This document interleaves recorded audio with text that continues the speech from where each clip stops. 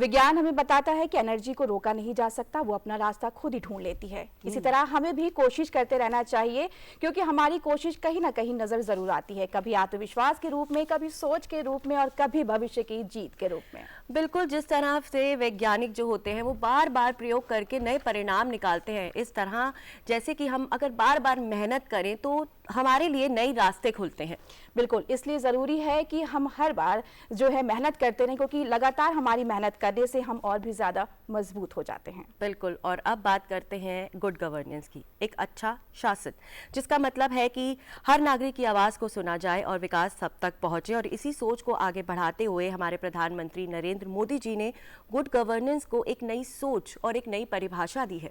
बिल्कुल, और विकास तभी संभव है जब हर नागरिक इसका हिस्सा बने, और यही सोच है प्रधानमंत्री नरेंद्र मोदी जी के गुड गवर्नेंस के विजन की, और यही बदलाव हमारे देश को आगे रास्ते पर लेके जा रहा है।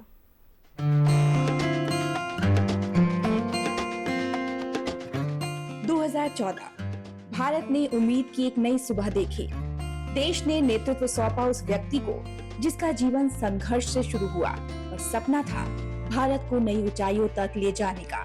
वो थे प्रधानमंत्री नरेंद्र मोदी जी। उन्होंने शासन को सेवा का माध्यम माना और सुशासन को जनता से जुड़ाव का संकल्प। यहीं से शुरू हुई एक नई सोच, कर्तव्य आधारित शासन प्रणाली, जहां हर फैसले का केंद्र बना नागरिक।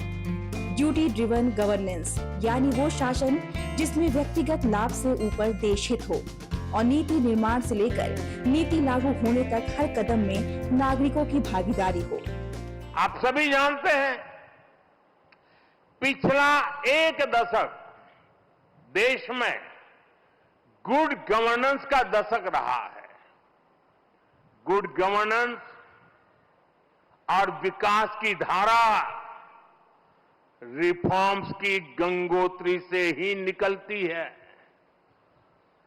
रिफॉर्म्स एक कंसिस्टेंट और टाइम बाउंड प्रोसेस है। इसलिए देश ने लगातार बड़े रिफॉर्म्स किए हैं। हमारे रिफॉर्म्स कंसिस्टेंट भी है, डायनेमिक भी है और दूरदर्शी भी है।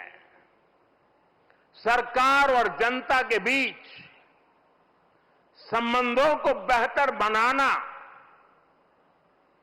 ईज ऑफ लिविंग को बढ़ाना, वंचितों को वरीयता, महिलाओं का सशक्तिकरण, सरकार की कार्यप्रणाली को बेहतर बनाना, देश लगातार इस दिशा में इनोवेटिव तरीके से काम कर रहा है। आज देश का प्रशासन जवाबदेह है, क्योंकि अब सबको पता है जनता की सेवा ही असली जिम्मेदारी है।